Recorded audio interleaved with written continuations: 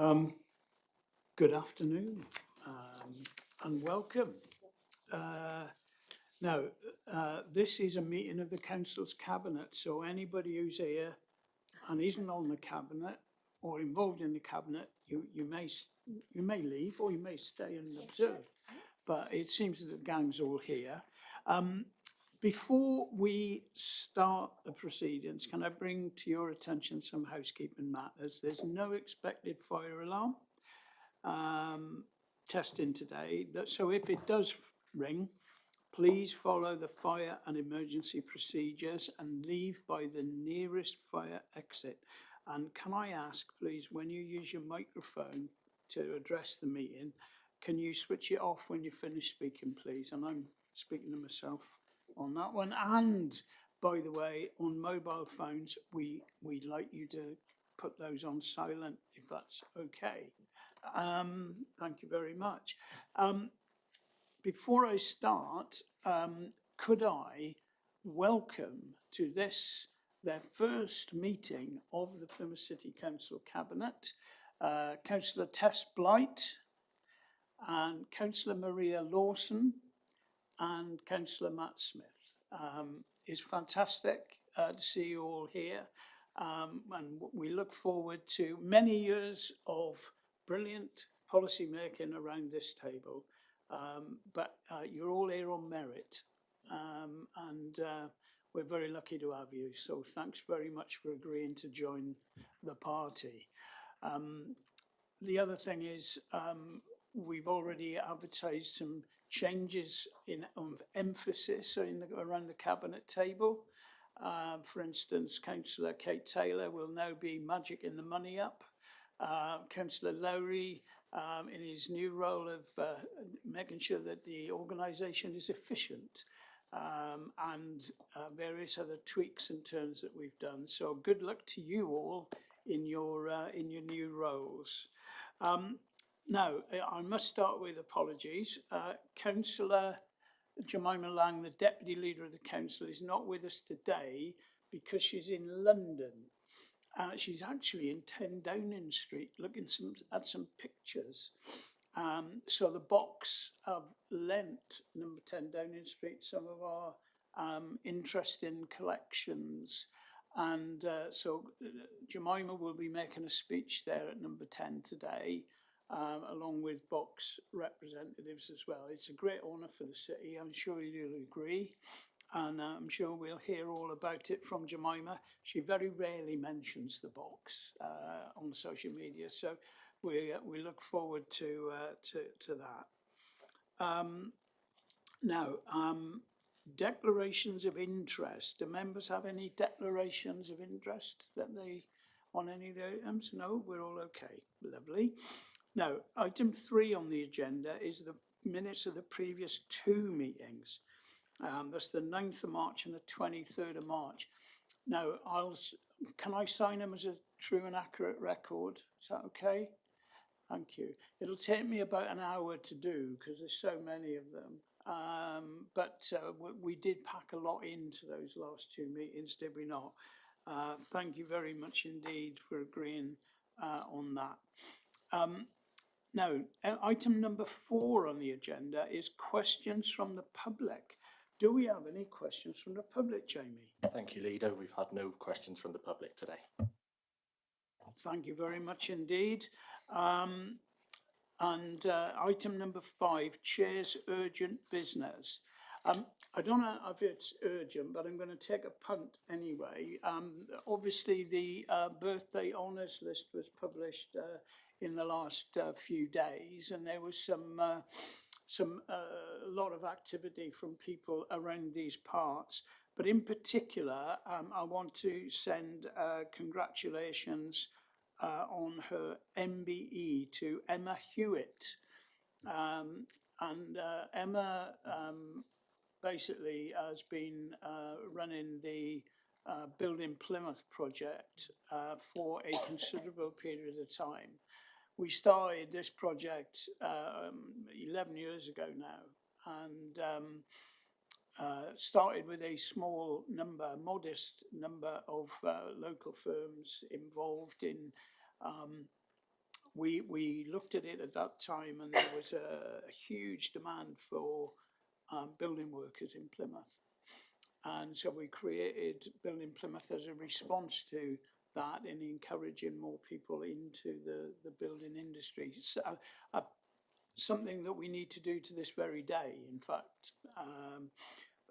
But Emma's helped to grow that enterprise actually into, and there are now something like 80 members of Building Plymouth, which is a fantastic achievement and richly deserved. Emma, a real force of nature.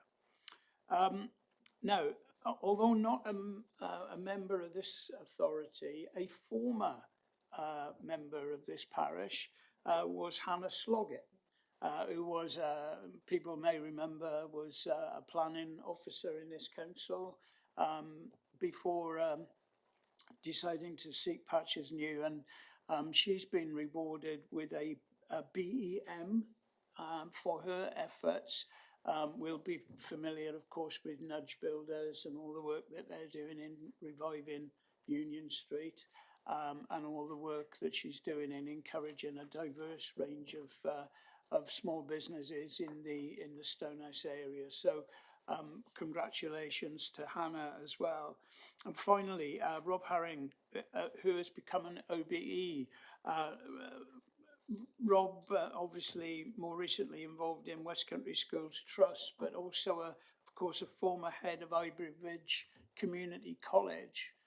And what an excellent community college it is too. And Rob's efforts in supporting young people in this area, and obviously the industry, should we say, is well documented, and this award is richly deserved. So can we offer our congratulations to those, and well, enjoy them.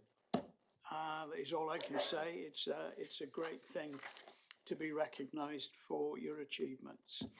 Okay, so the next item on the agenda is agenda item 6, which is the cabinet appointments.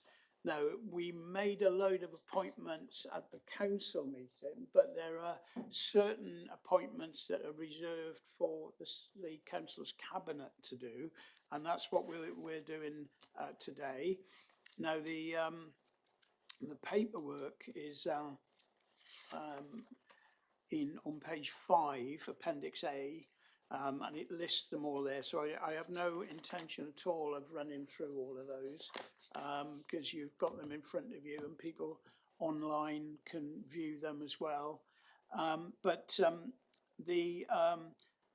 there were some representations that we were waiting to hear from, in particular for the Reform UK vacancies.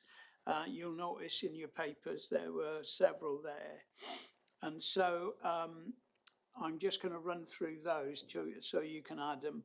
The Corporate Parenting Board, Councillor Andy Rose has been put forward. The Child Poverty Working Group, Councillor Chris Sharp. And the Mount Edgecombe Joint Committee, Councillors Andy Rose and Councillor Andrew Crumplin. So can I move on block, please, the appointments set out in Appendix A, along with those I've just read out. All is in favour, please show. Thank you. Thank you very much indeed. So now we move on to item number 7.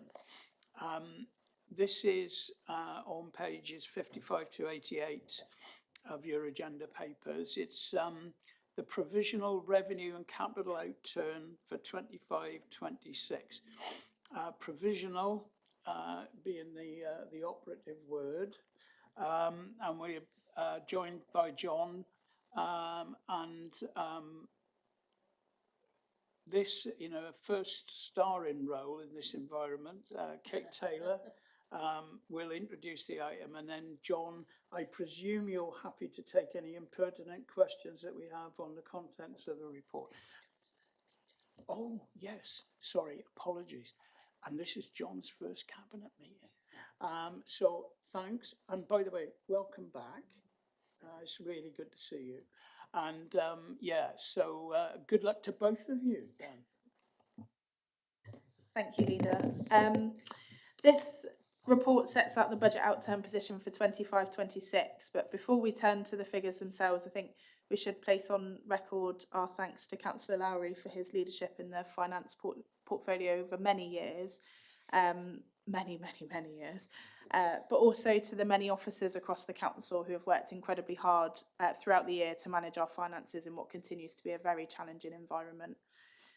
When we discuss a net budget of £253 million, it can be very easy to focus solely on the headlines or on a handful of individual issues, but behind it supports more than 300 services across our city. And so I'd like to extend Cabinet's sincere thanks to everyone who has played a part in delivering this budget. The outturn position for 25-26 shows an overspend of £2.576 million, just over 1% of the council's £253 million net budget. Whilst any overspend must be taken seriously, this reflects a position that has remained under strong control, particularly when viewed against the significant financial pressures facing local authorities up and down the country. Importantly, the position improved considerably over the course of the year, reducing by more than 2.2 million since Q3 and significantly from earlier forecasts. That improvement did not happen by accident. It reflects disciplined financial management and a collective effort across the organisation to manage spending carefully and responsibly. The wider context is also important. Like councils up and down the country, Plymouth continues to experience substantial pressures in what we now dub the Big Four areas of adult social care, children's social care, homelessness and temporary accommodation, and SEND services. These are high-cost, demand-led services where demand continues to rise and cases are becoming increasingly complex. Those pressures are not unique to Plymouth, but they are very real and they continue to place significant strain on council budgets. Last year was clearly no different. Despite this, the council has demonstrated a strong grip on its finances, and services across the organisation focus their resources on essential expenditure and work together to improve the overall position, and that collective effort deserves recognition. Corporate financial management also remains a real strength. The council has been able to use reserves in a planned and controlled way and helped us to avoid the more serious financial interventions that we have seen elsewhere in local government. Whilst we are clear that reliance on one-off funding cannot continue indefinitely, plans to rebuild and strengthen our reserves remain embedded in the medium-term financial plan. There are also a number of areas where services have performed particularly strongly. The Growth Directorate, Public Health and Customer and Corporate Services all delivered underspends, helping to offset pressures elsewhere and contributing positively to the overall position. Across the organisation, teams have shown real determination in responding to financial challenges. This has included securing external funding wherever possible and identifying opportunities to generate additional income.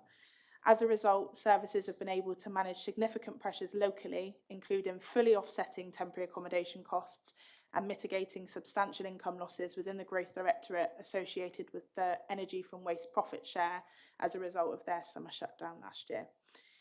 The council delivered 80% of its savings targets during the year, a considerable achievement given the pressures faced and mentioned before.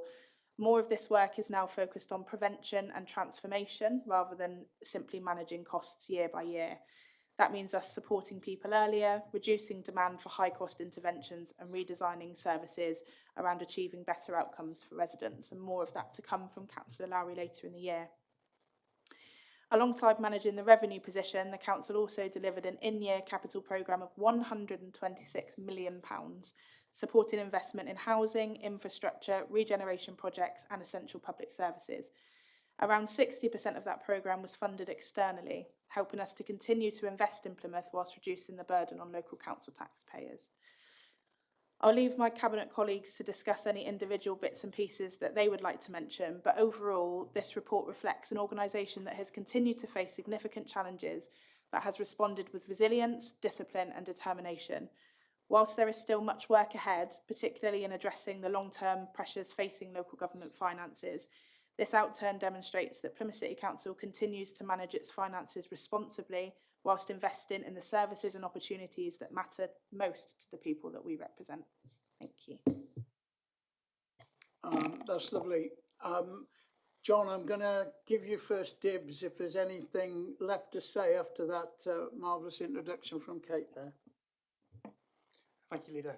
It's the second time in the space of a week I've had the opportunity to follow Councillor Taylor in speaking. It's a very hard act to follow, but I think all the key points have been covered. I mean, the thing is, it's really important to say this, right? I keep going on about gross budgets rather than net budgets, because we do spend more than 270, whatever it was you said. And in fact, the performance is even better when you put it in those terms. And, you know, we're almost underselling ourselves by describing it in the context of a gross of the net budget rather than the actual spending. And it, for me, it demonstrates even more just how tight rein that our officers are keeping on the council's budget. And it isn't just the finance department. Spending departments have their responsibilities in this respect as well, and fair play, as do you all as cabinet members. Your challenge regularly in your briefing meetings and your portfolio holder meetings is a vital component in us keeping the spending down, and that must be remembered. I would also like to add my thanks to Mark, although I have said thank you a couple of times off the record, but I think it's fair to say that, you know, you have done a pretty good job, mate, I have to say to you. You know, have helped us, I think, to understand a lot better exactly the ins and outs of the workings of this council financially. When you first come on a council, it's, you know, there's all these noughts on the end of numbers that you never knew. And it's, you know, for the uninitiated, it's actually, terrifying is a big word, but what it is it does make you nervous about exactly how much money we are dealing with on the public's behalf. And Mark has helped us to get a sense of proportion, and also to keep disciplined. And I look forward, Kate, to you exercising that skill in your way as we move forward. Mark's done it his way, and you must do it in your way, and you have every authority to do that. So we look forward to that. Okay, is there any observations or remarks that anybody wants to make? We're all okay? That's cool. Well, look, we've got 4 recommendations here, which is to note the outturn position, to note the drawdowns from the general fund to balance, and the capital position as well. And then finally, we have to present this report to the council at the next meeting that we have at the end of this month, okay?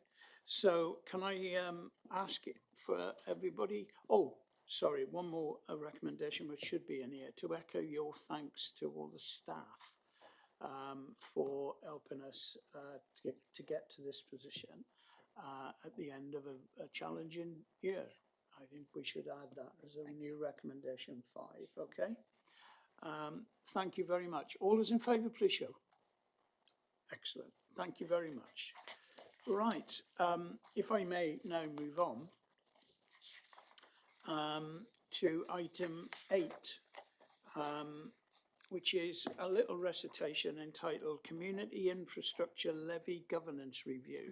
Sounds very exciting, John, but I'm sure you can make it even more exciting for us. Well, I'll try my best. I'll get your thesaurus out and let's see how we can go. Okay, thank you, Leader. I welcome Tom and Jonathan to the cabinet meeting today as well, who will elaborate on this matter after I've introduced it. Colleagues, many of you will know that Plymouth has operated a community infrastructure levy since June 2013. For more than a decade, SIL has been one of the key tools enabling us to secure contributions from developers to meet the infrastructure needs of a growing and ambitious city. Unlike Section 106, which must be tied to specific developments, SIL gives us the flexibility to invest in the wider infrastructure that underpins the growth strategy set out in our local plan. Since its introduction, Plymouth has secured around £9 million of SIL for city growth infrastructure. That funding has helped to deliver some of the major projects that are now part of the fabric of our city, projects that are listed in the papers you've had in advance. These include improvements to the Central Library, the transformation of the city centre public realm, the Forder Valley Link Road, electric bus infrastructure, and the community infrastructure delivered through the North Prospect regeneration. Appendix 1 of your report sets out the full list of investments, and it's a list we should be very proud of. A principle agreed by Cabinet back in 2013 was that we should maximise the impact of SIL by using it wherever possible as match funding to unlock larger investment. That approach has paid off. The £9 million we have invested has supported projects and a combined value of around 169 million. Major infrastructure, the SIL regulations require a neighbourhood proportion to be directed to priorities identified by local communities. And in Plymouth, we deliver this through our award-winning City Change Fund, overseen by the Cabinet Member for Council and Community Development, Councillor Penberthy, who was instrumental in its creation. Over the past decade, the City Change Fund has supported 190 grassroots projects and leveraged almost £4 million of additional funding from thousands of backers across the city. As the map in Appendix 2 of your report shows, this support has reached many parts of Plymouth. The scheme has been recognised nationally and internationally, winning the RTPI Silver Jubilee Cup in 2019, our third such award, something no other council has achieved, and receiving an Engaged Cities Award in the same year. Before turning to the governance proposals, it is right that we acknowledge the scale of what has been achieved. SIL has delivered real, tangible benefits for people's communities. However, the governance framework that underpins SIL dates back to 2013, a decade on, so it is appropriate that Cabinet reviews and refreshes the principles and processes that guide how we allocate this important funding stream. A small officer group, including the Monitoring Officer, Capital Finance and Strategic Planning and Infrastructure, has reviewed the current arrangements and developed the proposals before you today.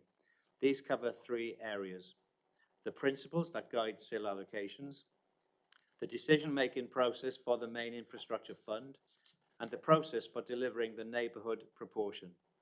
The report proposes three key changes: updating the principles for SIL allocations as set out in paragraphs 2.7 and 3.5 of the background report, strengthening transparency between Cabinet and the corporate management team to ensure they are appropriately cited and engaged at key stages of prioritisation, and keeping under review the potential for SIL to support projects that also ease corporate pressures, where this aligns with to confirm that we are able to propose a new SIL fund as a grant scheme. We will begin with an initial allocation of £20,000 to support improvements to facilities such as changing rooms and pitches, and through the City Change Fund for other types of support. The details will be developed by Councillor Taylor, the Cabinet Member for Finance, Sport and Cooperate, and Councillor Penberthy, Cabinet Member for Cooperative and Community Development. We all know the value of sport, not just for physical health, but for mental well-being, confidence and community cohesion. And many of us have seen firsthand how transformative participation in sport can be. Supporting the local clubs is an investment in the social fabric of our city, and this scheme will complement the sports investment we already deliver through Section 106. So, Leader, colleagues, the proposals before you strengthen governance, increase transparency, and ensures that SIL continues to deliver maximum benefit for Plymouth's communities. I commend the report to Cabinet. Lovely, John. Thank you very much indeed. And very welcome news about the sports stuff as well. Good to see you, Jonathan and Tom. Now, so excitingly titled governance, but there's other bits to this, right? I mean, you know, we all know about the City Change Fund. You know, you and I spent a very happy 72 hours in Washington DC picking up an award that you and him actually achieved. I got to do the picking up, but that was, you know, that's okay. I don't mind. But wanted to make sure that we're making sure that every part of Plymouth can benefit from that City Change Fund. Will the proposals that you're making today enable that to happen? Yeah, thank you for that question, Leader. Absolutely. I mean, the City Change Fund is the primary mechanism really for the bottom-up side of the community infrastructure levy, which is what we call the neighbourhood proportion, and every part of the city is able to bid into that pot. If there's a map actually in Appendix B that shows a pretty decent spread, although there's certain areas that seem to have more projects than others, I've noticed from that map. And so so one of the things I think we probably need to do, and maybe can do a bit better, is just get the message out to every part of the city that this is a pot that they can bid into. But we have seen projects come forward from across the city, and very much we want to see that to continue and to grow. So that's something that this proposal is supportive of. That's great news. I think it is, though, this thing around those that can do, and it's not just a question of who knows about it, it's who's got the wherewithal to do something about it. So in other words, some of our communities might need more community development than others in order to get the benefit. And I suppose the challenge back on this is to make sure that in the context of community development, that we enable those communities that are most left behind to get the benefit of this proposition in that way. Yeah, no, and we'd be very happy to work with Councillor Pemberthy and the other departments who are involved in community development to work out how we can do that better, really, because I think you're absolutely spot on. We need to enable that in a proactive way. Councillor Lowry. Thank you, Leader. In section 2, we refer to the charging schedule, and I think it says here that it's been index linked. I know some time ago when we looked at this, there were a series of schedules and levels at which we could have applied, and we chose a certain one. And I note this is a governance review, but will there be an opportunity at a later stage to look at the rates that are applicable, and could those rates be differently applied across the city, or are they generally, once they're applied, that's it, they count wherever they are? And could we once again have a review of the maps where there might be some exemptions? Does that process take place at some stage throughout the year? Yes, I might ask Tom to add to this in a moment, but we can review the SIL rates at any time. There are very strict parameters that govern how you do that review, and you have to base it upon development viability. So there's always a risk with a review that if viability was better when you did your first SIL than it is now, that the rates would actually go down rather than up. So we would have to do some detailed evidence-based work in relation to understanding the viability of the city, but you could also break it down in different ways. It doesn't have to be the same across the entire city with a as we have at the moment, an exempt zone. It could be broken down into particular spatial levels, and that would be part of the process really of doing a review. You would work out what the most appropriate spatial level for that review is. In terms of the current city centre zone, which has a 0 SIL rating, that was entirely driven by the viability data at the time and the additional cost of if you're going to build higher, which was more likely to be within the central area, that had a significant impact on viability. So we'd need to understand what the changes are. But I think at some point, clearly, it's going to be the right thing to do a review of the SIL rates. Is there anything that you would like to add to that, or have I covered it? Yeah, through chat.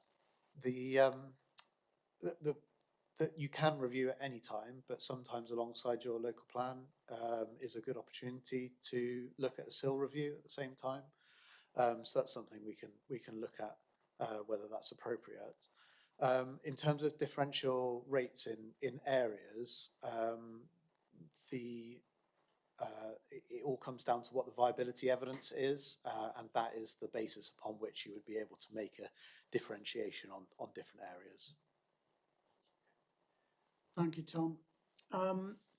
I think, you know, the one thing I worry about having to wait for the local plan review is that might take a little while. And there is a sort of urgency about the requirement, given the fact that it is 13 years since we last set the rates, it might be overdue. And there are things happening around us at the moment that perhaps require an update to that policy and that framework, Jonathan, if I'm honest. So I think we'd probably, not for today, but we'd probably want quite a speedy conversation about a review. There's certain deadlines that are coming up that we need to meet, I think. But we'll be in touch about that, okay? All right. Is that okay for everybody? Oh, sorry, Kate. Yes, of course, sport. Yeah, I just wanted to thank Councillor Stevens and officers for accommodating the request to create the fund for grassroots sport clubs. £20,000 is a huge amount of money for a grant scheme for grassroots clubs that run mostly on limited budgets and often that are powered almost entirely by volunteers. So I think that this really recognises the enormous social value that those clubs have in Plymouth. So I really just wanted to thank you, John, for accommodating it. I'm hoping quietly that this can go a little way to doing some of that redistribution on that awards map that we had published in the report, but we'll see about that. But it's brilliant, and I'm sure it'll be welcomed by every sports club in Plymouth.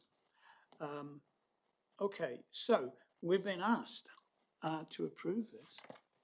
And the recommendations are laid out on page 89 and 90 of your reports. So I'm going to, if there's nobody else wants to speak. Oh, sorry, John, I should have given you the opportunity to sum up. Beg your pardon. Do you want to? Thank you, Leader. To sum up, I would recommend what's listed and go for the vote. No stealing your words. I think that's absolutely fine. All those in favour, please show. Thank you very much. And we'll move on. Thank you, gents. We'll now move on to item number 9, I think it is. Yes, it is. It's manifesto priorities. Councillor Lowry, who is the Cabinet Member for Organisational Efficiency, will be proudly introducing this report, and Tracy, of course, will also supply any commentary as well. Mark, over to you. Thank you, Leader. You will recall back in May we had an election in which, as the ruling administration, we made some commitments to the electorate as to if we were to continue in power, what we would do. We set those out in our manifesto, and it's appropriate that we transpose those into the work we do every day in this council. So this report brings those commitments together to the people of Plymouth in one place and sets out how we intend to deliver them, and provides a transparent basis on which residents can hold us to account for the delivery of those manifestos. And I'm briefly going to sort of go through them, pick up some of the headlines and add a little bit more detail. So corporate priority number 1 is working with the police to tackle crime and antisocial behaviour. There are a number of priorities here. The responsibility rests with Councillor Penbervy, and he will bring those forward in the coming months to us. But just to give you some flavour of those, many of us might be annoyed by the noise pollution taking place with lots of mopeds driving around with their silencer not enabled appropriately and annoying us all. So he's hoping to look to find some noise cameras to assist us and the police in dealing with that issue. Corporate priority number 2 refers to fewer potholes, clean out, green out streets and transport. There are a significant number of priorities here. I'm just going to bring out one which is always an interesting one for us, and obviously a very noisy one. So we will make a commitment to invest in our roads, including filling 20,000 potholes, and Councillor Stevens, delightfully, is responsible for that proposal. And perhaps, John, you'd like to explain some of the initiatives you're proposing to bring forward in respect to that item, please. Thank you, Councillor Lowry. Yes, it's as a manifesto, it's in there because basically the people of Plymouth have told us that they get concerned and annoyed and fed up with potholes, particularly if they're in their locality. We heard what they said, we've discussed, and in partnership with Street Services and Highways Department, I'm really grateful for the plan they've put in place to bring about a significant improvement, thanks to bringing our money up to £4,060,000 additional money to do those roads this year. Our main roads in the city, the condition is much better. They're on the par with main roads in the rest of England, in towns and cities and so on. But our analysis and assessment shows that residential roads, particularly the roads that are outside people's front doors, could do with a great investment. As you're aware, there's been significant starvation of funds over many years for highways repairs across England. But this, thanks to the government's 4-year funding for highways improvements, we've been able to look at our money and have a project pothole initiative. Now that will mean using tried and tested methods of completing repairs to different road defects. They're not all potholes. They could be bare patches where the surface has been removed over time. They could be long, you'd be familiar with it, long trenches in the middle of roads where there's been heavy weather from vehicles. But talking about weather, we live in a wet part of the world. Our highways suffer because of our weather. And in the last 12 months, we've had 2 periods of intense rainfall, such as last August, when we had half a month's rainfall in 2 hours, and obviously over the wet winter. So our roads deteriorate over time, over usage, and through the impact of climate change. So what we're doing, we're continuing what works well, bringing in innovative practices, additional resources and time for the roads to be done. We will keep our public informed as well, because seeing people have said and we've responded, we want to say, okay, you've said this is what we're doing, and let's see it. So there will be a communications program to residents showing the type of work that's happening across the city. We'll be keeping a track of how many potholes are being filled in. It's a word that's familiar to most people. A hole in the road, a mark in the road is a pothole in the public eye. And as Councillor Lowry said, we're aiming to fill 20,000 potholes in the next year. So as I said earlier on, I thank the Highways team for making this possible. It's a pledge we made to the public, and we're going to follow through with it and improve our city roads. And we're hoping that residents, when they leave their house in the morning, in many parts of the city, across the city, they'll notice what a difference this council is making. Thank you. Thank you, John. Corporate plan priority number 3 is to build more homes for social rent and affordable ownership. There are a number of initiatives here. I'd just like to bring up one initiative, which is we will reduce energy bills for hundreds of low-income homes by improved energy efficiency. This will be led by Councillor Smith. We have secured £3.1 million from the Warm Homes Local Grant Initiative in 2025 to 2028. And Councillor Smith will bring forward a number of proposals to explain how we would deal with this priority. Corporate plan number 4 is about green investments, jobs, skills and better education. Yourself, Leader, along with Councillor Blight, will be bringing forward proposals on SEND, libraries, government investment and skills in the coming months. And finally, corporate plan priority number 5 is to work with the NHS to provide better access to health care and dentistry, and Councillor Lawson will be providing an update on that item, please. Thank you, Councillor Lowry. We thought that a round table would be the best place to start, because we know that health outcomes in Plymouth are generally poorer than the England average, and life expectancy is lower for both men and women. So looking at areas where we have pockets of ill health and deprivation, where health outcomes are poorer, we need to identify the problems that we can support the GPs with. So a round table and task force to move forward with that would be helpful. We know there are some issues with regards to people not wishing to seek health in some areas. So what can we do with our local libraries, our community health and wellbeing hubs, to help engagement of those communities? And we know we have pockets of cardiovascular disease that we need to look at and our outcomes for cancer care. So as a council, we can support them with our local facilities, and also with planning, we need to make sure that when we have houses built, that the infrastructure is there to support the health of the population. So that's the starting point, and I'm sure there'll be more things to do once we have that initial round table. Thank you, Maria. So hopefully every cabinet meeting, I shall bring this paper forward to us all. We can keep a running score sheet as to the progress we're making against each of these items, and we can give people the assurance that the manifesto commitments we made when we got elected are being driven through this council, and we're delivering against them, and people are seeing some tangible benefit as a consequence of everyone's efforts in this room.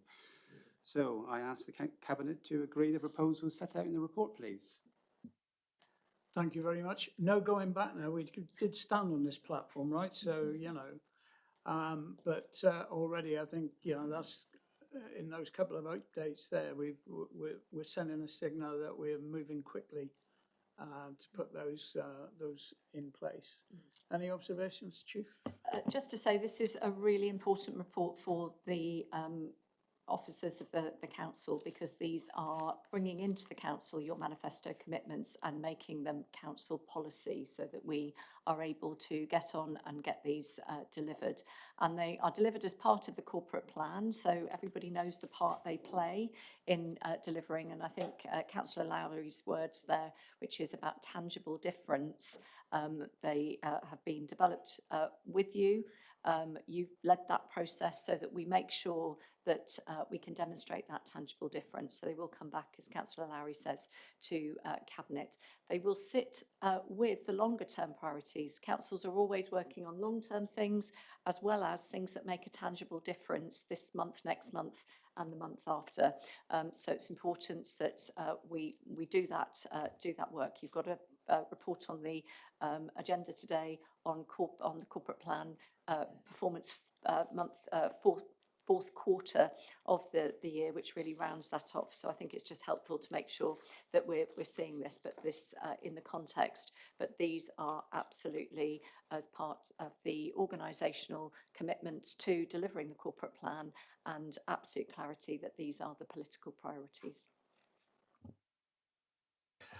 Thank you very much, Tracy. So there we are. If you put your hand up now, it's council policy. Question is, do you dare? All those in favour, please show. There we are. The good thing to know is we know who's doing what and by when. That'll be an important element of this.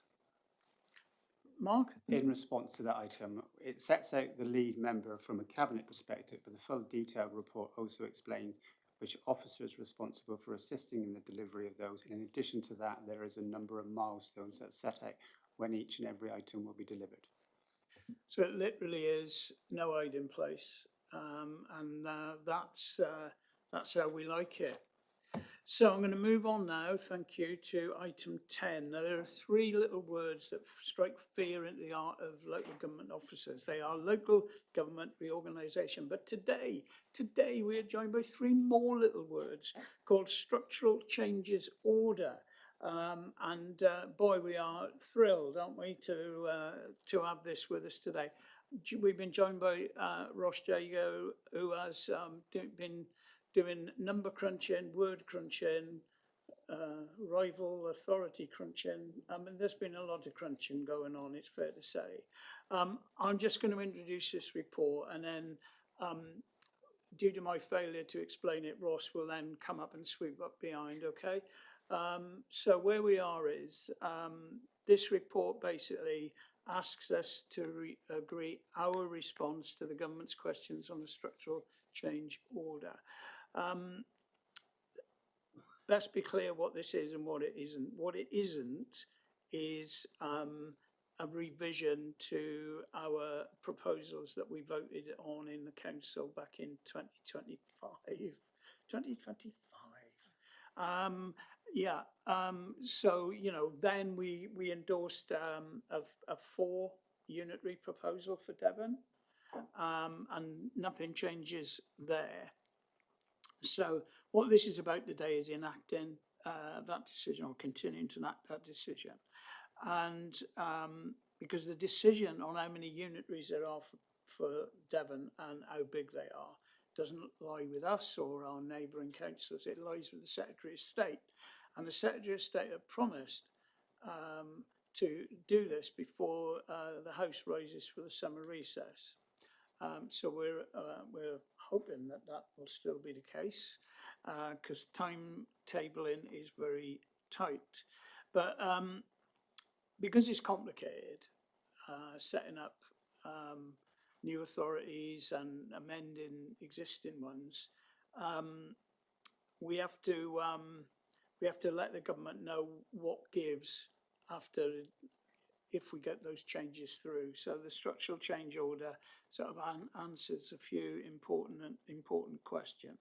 So we're going to respond, and the response in front of you continues to press a case for Plymouth as a preparing authority. That's what they call it now, a preparing council, which means that this council carries on as the same authority that we are, with clear accountability through the transition. Now, it's important to say what we are doing and what we're not doing. So when we say a preparing authority, it means that Plymouth Council, Plymouth City Council, will change into a larger organisation. But unlike other elements of the Devon family, it won't be a new authority in that respect. I mean, that's what we're saying, because most of the staff, or all of the staff that we've currently got, and a small number of staff from our neighbours would be joining with us. There'll be detailed changes, of course, in how exactly things are on the ground, but to all intents and purposes, we want to continue as we are. So we are considering our view on the kind of transition governance we would establish, these changes are time bound. They have a limited life because in 2028, the new authority, or the authority that succeeds Plymouth, will come into being. So we have this small window where we have to talk to our neighbours, we have to make arrangements so that we've got a fully functioning authority on day one, on vesting day. Now, we've been through this before.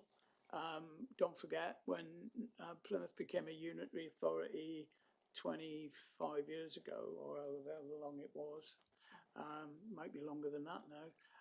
Well, we had a similar sort of process, but this is slightly different because we now exist as a unitary authority. And so the kind of conversations we're having and the worries that we got are different from what went before. But what this will do is make sure that the council, that South Hams, and the Devon Council, and Devon County Council, which currently runs services in the 13 parishes around Plymouth, will have a say in the arrangements that we're making to be ready on day one. And that's what this is really about. So there's different models for doing it, and this paper sort of describes what we want to do. We want to give seat to Devon County and to South Hams alongside members from Plymouth Council, right? Now, on a strict population basis, those communities represent around 1 resident in 10 on the expanded footprint. We've got 270 odd thousand, they've got 30,000 people. And we've offered a third of the seats, which is generous. And what we're saying is we want to start as we mean to go on. You know, there might be nervousness about, you know, the big bad boys from next door coming over, but actually what we're trying to say is this will be, you know, we're genuinely interested in making sure that the community that comes into Plymouth Council's purview is actually thought well of, listened to and understood. So it's important that we establish that as a principle from the from the get-go is a genuine welcome.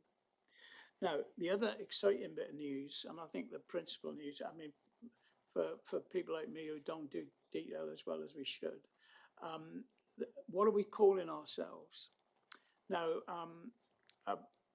we're suggesting today that we call the new council or the continuing or preparing council the Greater Plymouth Council.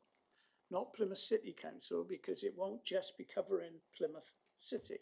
It'll be covering those 13 parishes and a considerable amount of green fields in the South Hams. So it reflects the expanded geography, and it also sends a signal out, I think, that we're not just going to be urban focused. We're going to be cognizant of the priorities in the Greater Plymouth area, and you know what we want to do. Make it clear that, like I say, we are looking forward to providing services to some wonderful parts of the South Hams. And what we've been saying in the meetings all the way through this is that we recognise the history and the community and the identity in those parts of South Hams that would come under Plymouth's purview.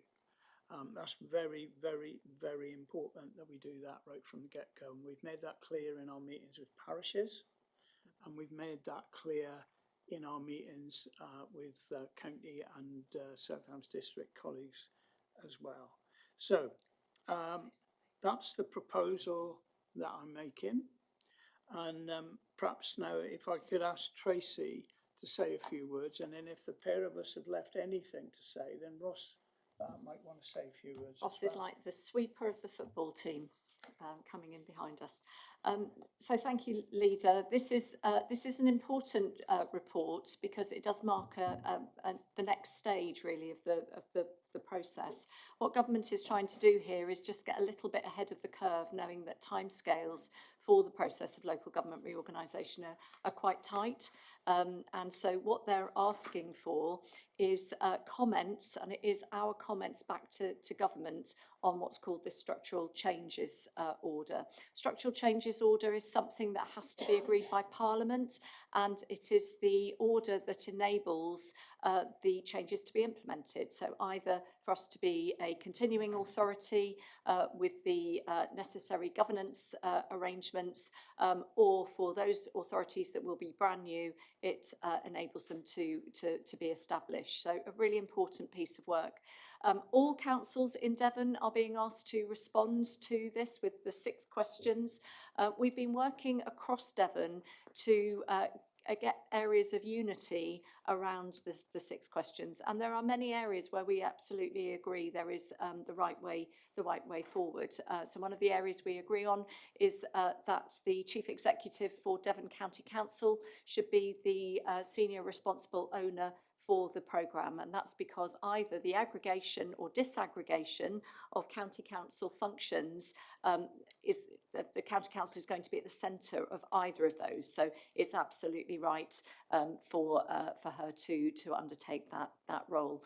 There are other elements where we won't agree on those, but do you know what? Actually, ultimately, it's not going to be our decision. It is a decision for government, but government are engaging and asking for all of those views.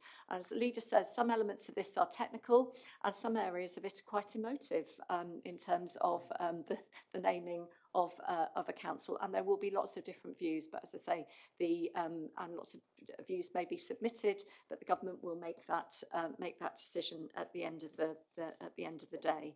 So we should hear the outcome before the summer recess, which is the 16th of July. So not long to wait, and we then move into the next level of the programme. Once we know the shape of local government on the Devon footprint, we can then start the work to either disaggregate or aggregate services and functions on the new footprint. The structural changes order won't come into effect though for a few months.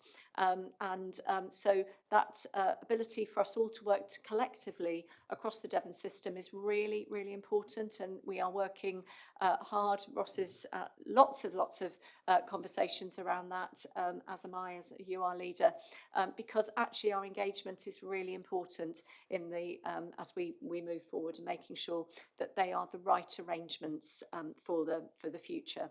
Most of the decisions for the new councils, in fact, virtually all the decisions for the new councils won't actually be taken until after the elections in May 27. So a lot of the work between July and May is preparing all the necessary reports for the decisions to be made when the elections take place. And then, as you'll see in the report, vesting day, which is the first day of the rest of our lives, will happen on the 1st of April 2028. So Ross, I'm sure, can sweep up the detail behind that. Thank you, Tracy. I don't think there's a huge amount that I would add to either of your speeches. I fear that if I get into the detail, we could be sat here for an hour or so of me trying to explain that. So if there's specifics on specific questions, more than happy to answer that. But as Tracy said, this has been an ongoing piece of work, working really closely with our neighbours. This structural changes order request is a bit of a hybrid request. Some of it's very, very officer focused, and some of it is a bit more contentious and needs your political steer, certainly around things like naming. So happy to take any questions as they come, Chair. Ross, that's very kind. Any questions?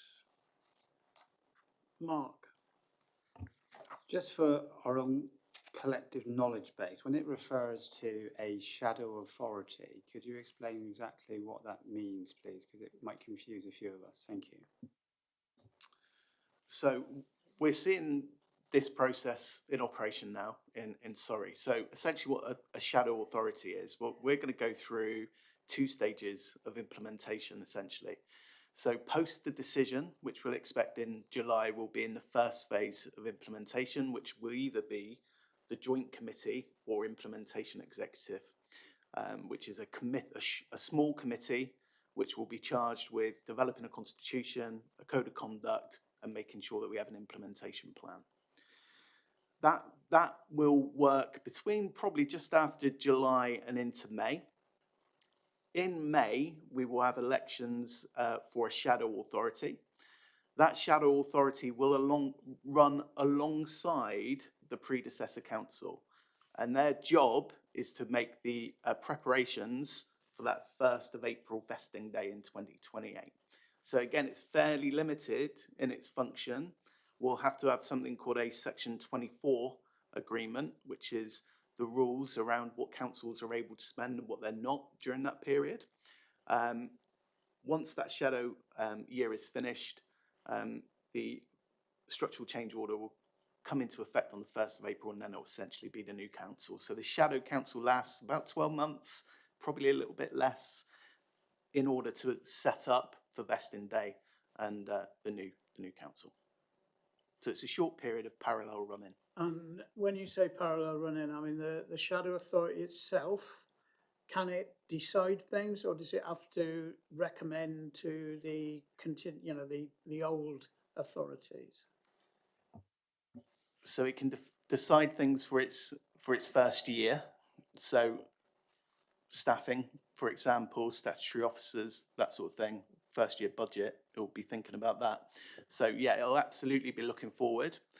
It won't need to come back to predecessors for authority, but predecessors may need to check in with the shadow before it makes any decisions which may bind that shadow authority in the future. I mean, this gets complicated in the case of, well, it is difficult. I mean, that thing on spending limits, for example, if you're a council that's going out of business, you might decide to have a farewell party, and it stops that. For example, not that it would, but not that people going out of business would do that. But it's a necessary precaution. And of course, what you're trying to do here is practice working with councillors who you haven't worked with before. It's a good opportunity to find common cause as well as points of friction and trying to work things out. But the main thing is in everybody's interest to make sure that vesting day is smooth, that at the end of that first month everybody's paid, and various practical things like that. There will be a load of issues that we haven't been able to sort out in time because this is a particularly constricted timescale compared with previous reorganisations. But we've got the ability to do some of that mopping up, haven't we? There's provision for us to get a lot of things nicely sorted out. I mean, I've described it as, just Plymouth Lord Mayor go in front of Ivy Bridge's mayor in processions. It's not quite like that, but it's that sort of, there's precedent, and there's also the conversations around relationships with parish and funding and all that stuff. The contracts between South Hams and parishes, for example, in certain service delivery, I guess Devon have similar arrangements. Can they all be unpicked and repurposed beforehand, or do we just fold everything over? These are the sort of details that we'll need sorting out in the year ahead. But if they can't be, there's mopping up a provision to be able to do if we can't. So is that okay? Sorry. So when we get the ministerial decision in the summer of this year, what will we be expected to do next from a member, not just a cabinet, but also the wider council membership as well, please? So once we've got a decision, the first thing is to, we're working on some plans for implementation arrangements now. So because we will need to be quite quick out of the starting blocks, because there is a lot to do in less than 2 years. So that implementation plan, what it looks like, points for key decisions will need to be prepared and agreed.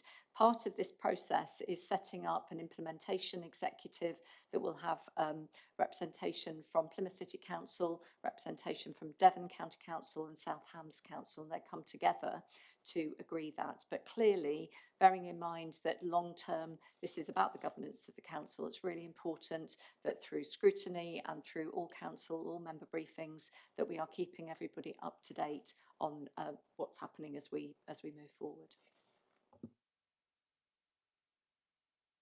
It is very exciting. It sounds like a bureaucratic nightmare, and it is.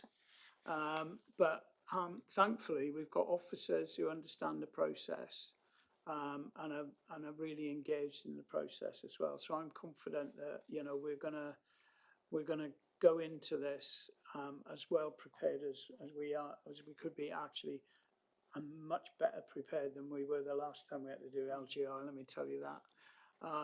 Because we know what we want, we know what we're doing, we know what our responsibilities are, but also the appetite for partnering with our next door neighbours is really strong, and so everybody wants this to succeed. Not the whole purpose of us proposing what we proposed is going to be for the benefit of this corner of Devon. There's no doubt about it. We wouldn't have done it otherwise. Okay, so Ross, can I thank you?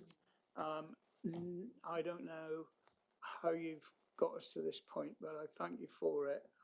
You've worked so hard, and there's much more hard work to come, unfortunately for you. But no, honestly, you played a blinder so far, and thank you for it.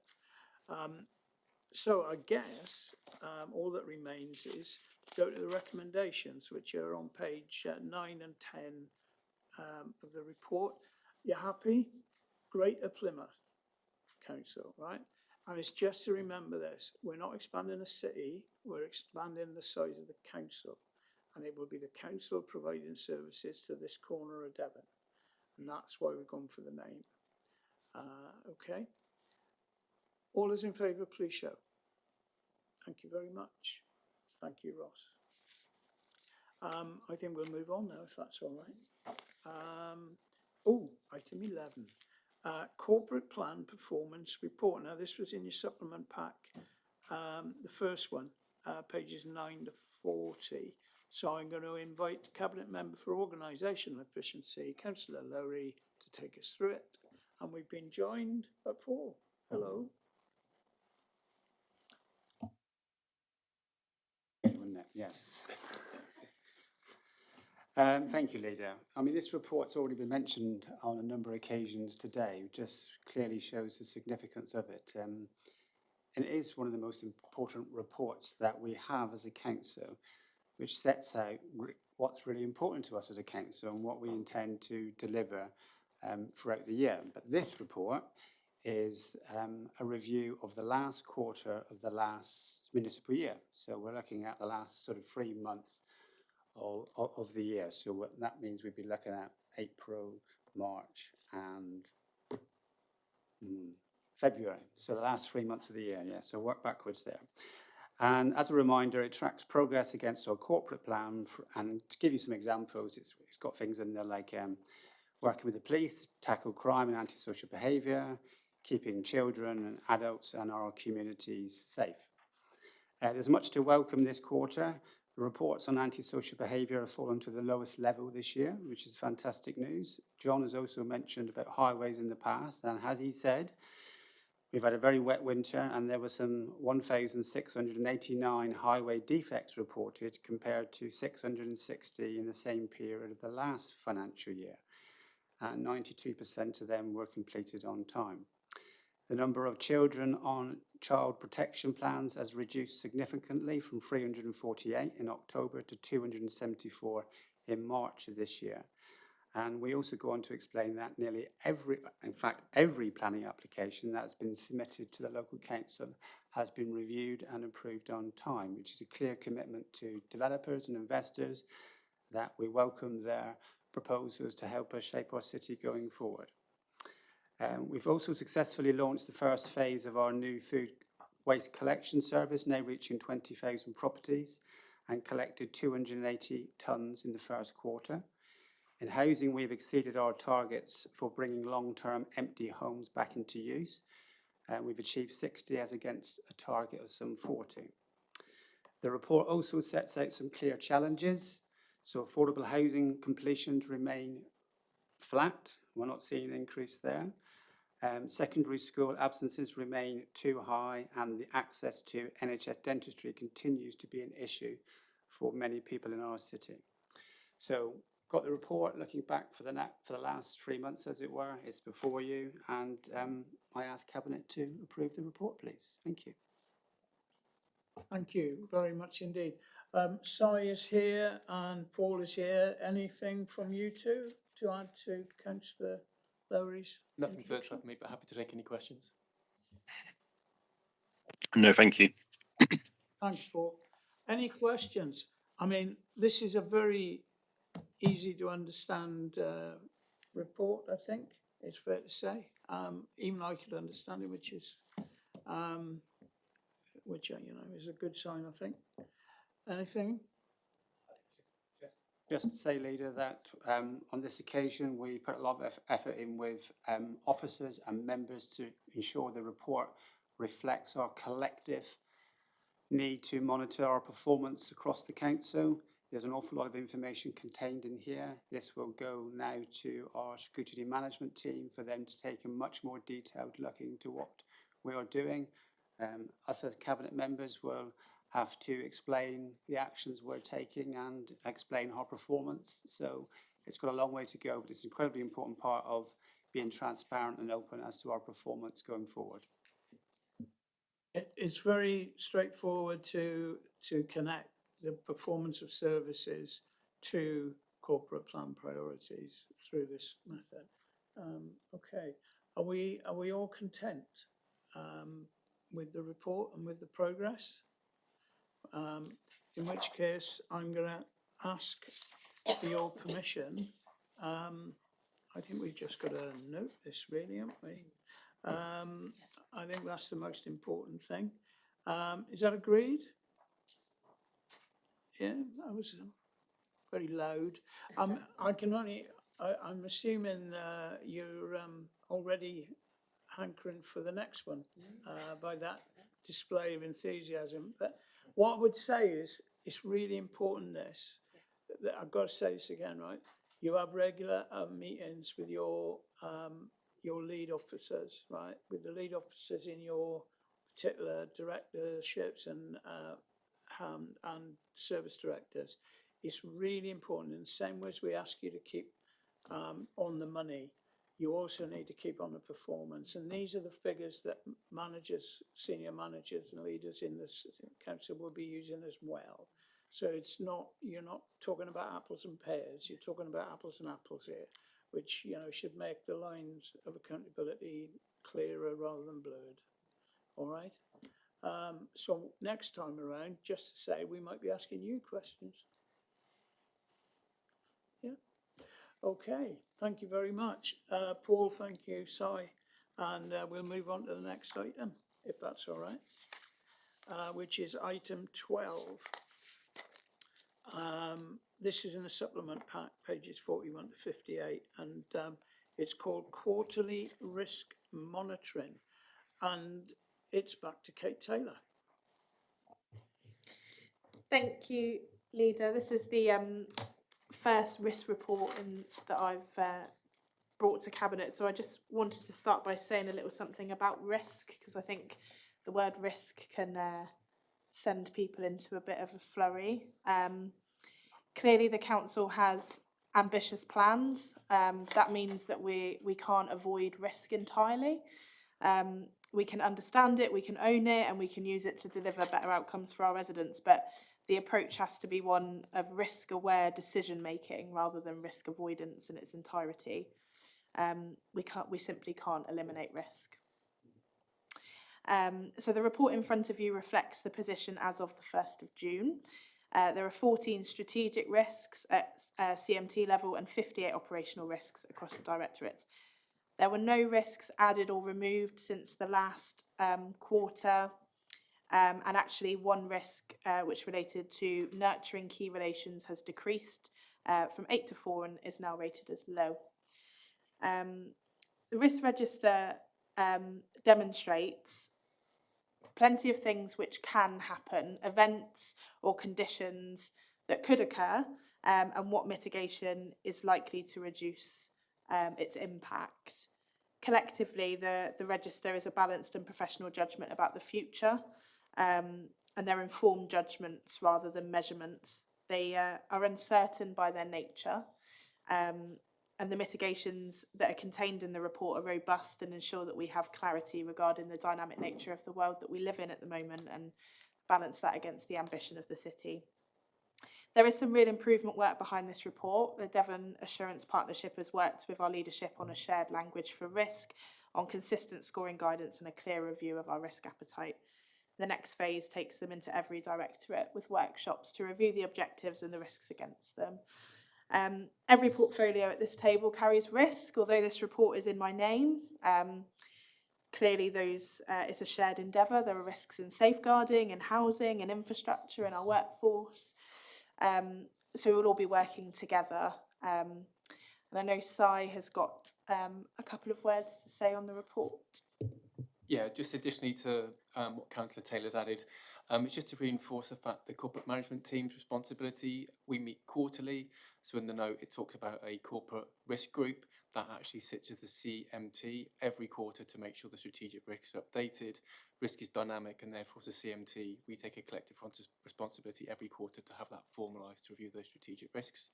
And also I think more generally the operational risk picture is again equally dynamic. So again, it's to reinforce the point that we're developing the culture within the organisation to reinforce that every day risk is an active habit. It's something we do every day to make sure our operational delivery is on point, and more importantly, our mitigation plans are on point as well. So just to add those two things. And finally, just a point of correction, in the packet talks about the risk for business continuity. I'm down as the risk owner for that, but it's in fact my colleague, the strategic director for Public health, with Professor Steve Madden, who has that as well. Just wanted to correct that for the minutes. Thank you very much. We'll note that. Any more to add, Councillor Taylor? Just a plea for all councillors to do their cybersecurity training, because every risk report is at the top of the list, and I think it's underestimated how important it is, and how any one of us can fall into the trap and cause a problem. So it's just my regular plug. I think Councillor Larry's going to take over from carrot and stick, probably more stick than carrot. But it's at the top of the list every time. And we spend so much money on licences trying to keep the authority safe. We all need to do our bit.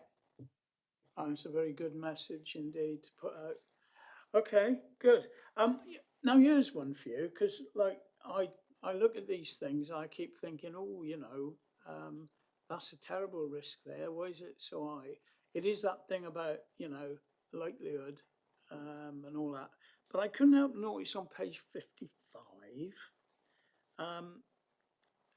we got, which is the failure to respond effectively to emergencies or disasters undermining community support.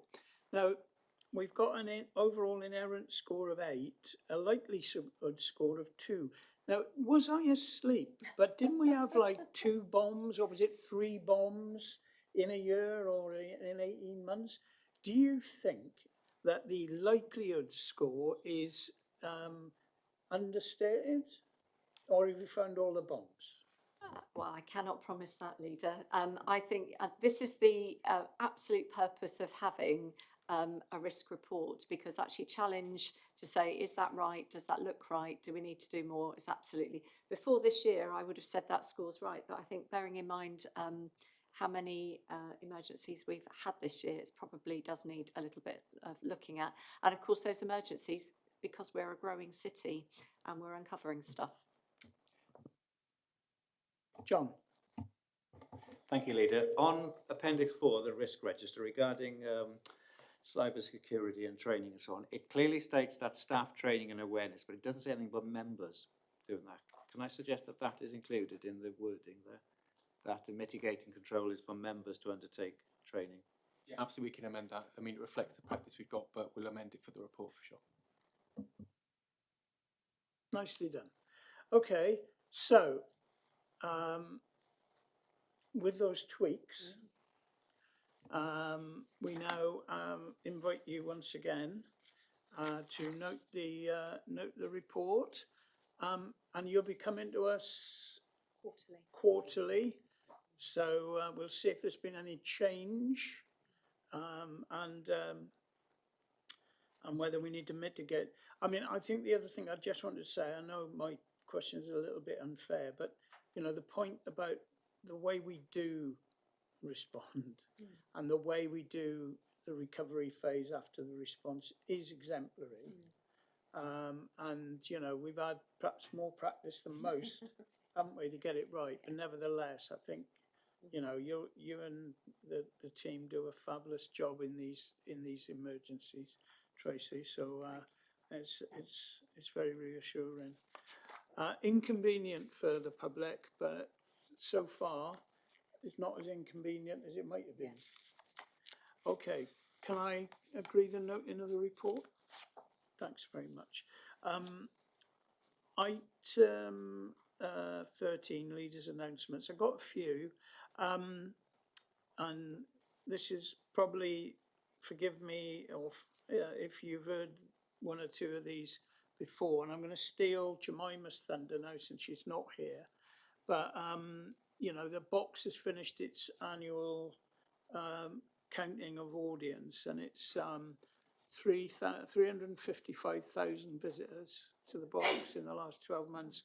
Obviously powered by Beryl Mania, quite a bit of that, and the Journeys of Maya, of course. But if I could give you some context, to the old museums last year was 80,000 visitors. So when we went and begged for coins to the lottery and promised that we would treble the size of the museum audience. In fact, we've well exceeded that. The mathematicians around the table will be able to tell you that it's more than tripled. Yeah, it's astonishing. So our congratulations go to the box. And we're hanging on with bated breath because we've been nominated for National Museum of the Year.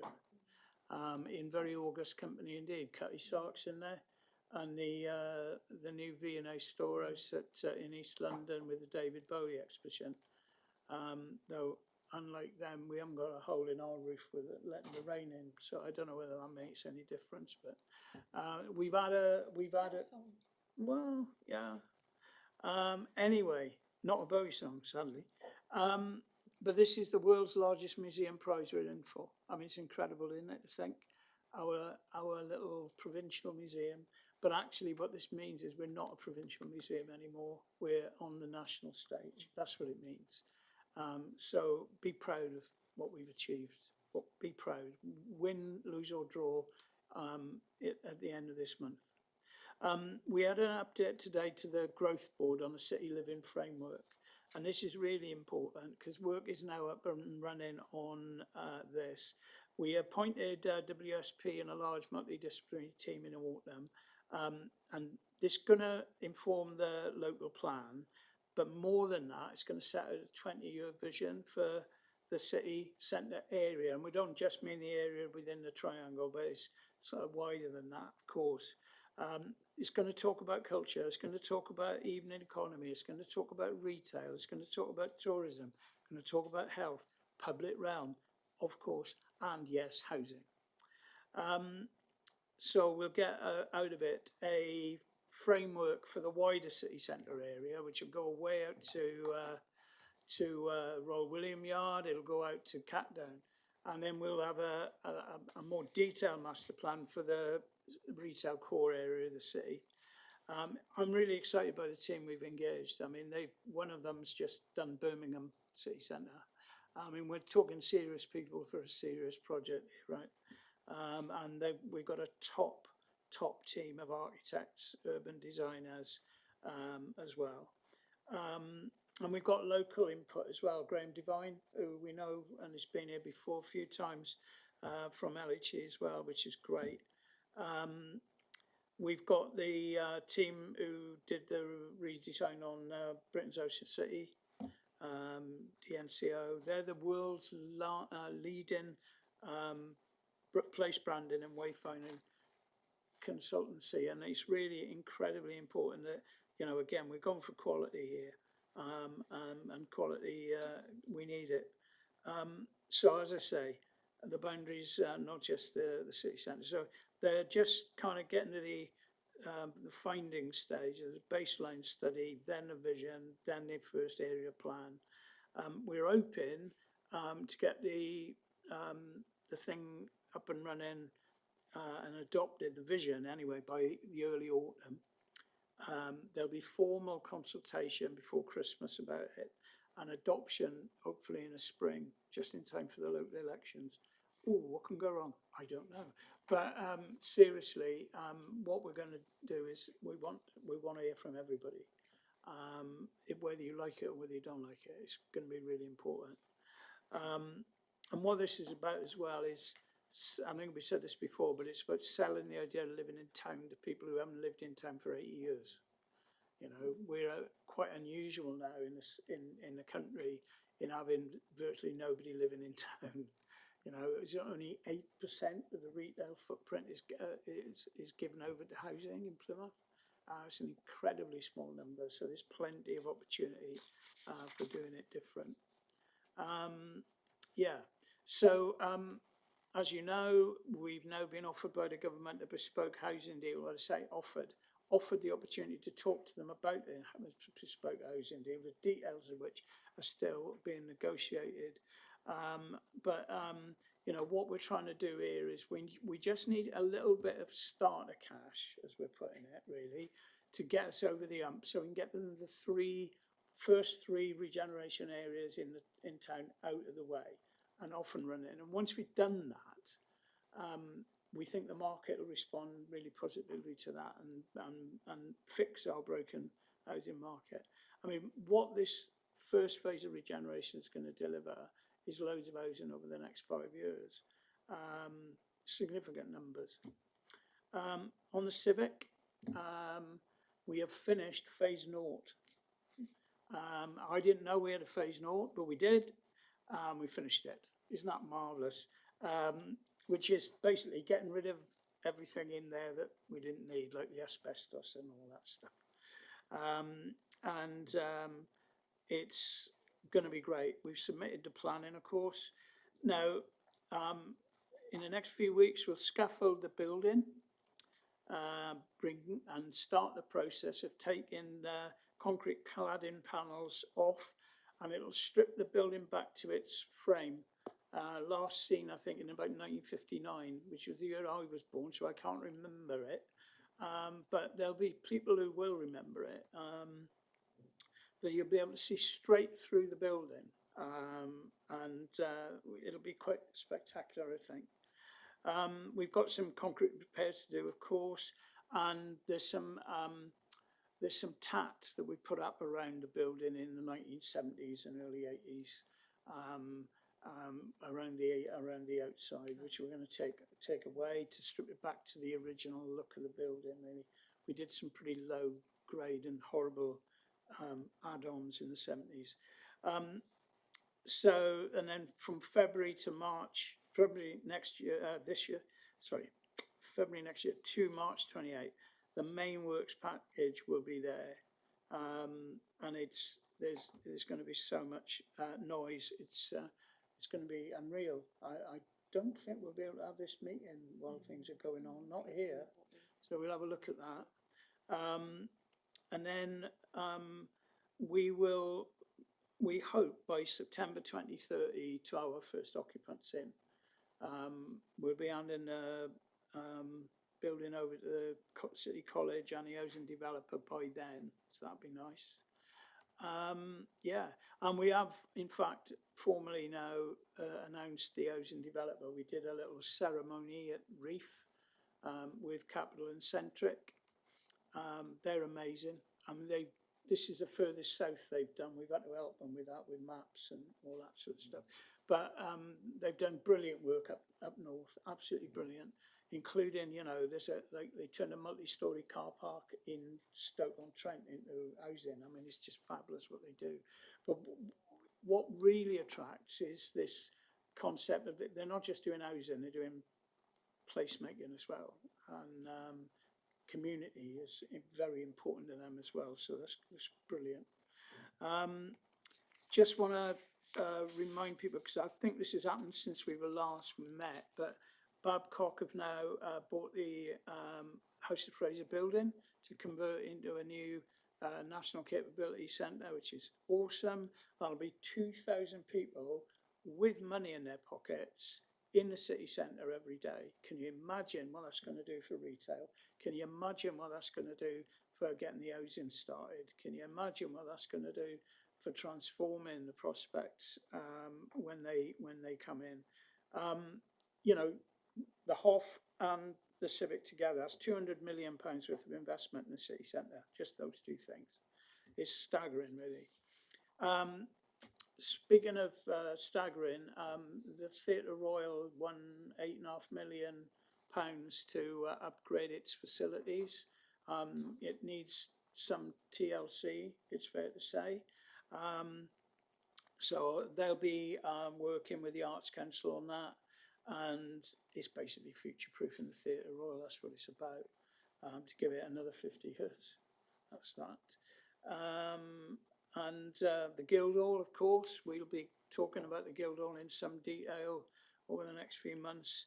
And we've finished, I'll call that phase 0 in the Guildhall as well, where we've got the electrics done and the building looks lovely from the outside. Now we've only got the inside to sort out. Not as easy as you'd think, and it's going to be a huge undertaking, but it will be a significant contributor to the life of the city for the next 100 years when we've finished. And we will finish it. but it's more complicated than it would appear from the outside. We'll explain more about that in due course. Bath Street, we've started on site with a bit more exciting bomb finding project, and we are sure that it's a £33.5 million Homes England Plymouth Community Owners Scheme, which we and Homes England are a partner of, and that's going to create 135 homes in the city centre. 2 phases to that. And not a phase 0, I think there's a phase 1 and a phase 2 with that one. But the first phase is 80 homes, and then it's a 55 for the second, so that'd be good. CDC 1, we talked about that a bit earlier on, but now CDC 2, which is really exciting, which is going to have much more of a general practice focus.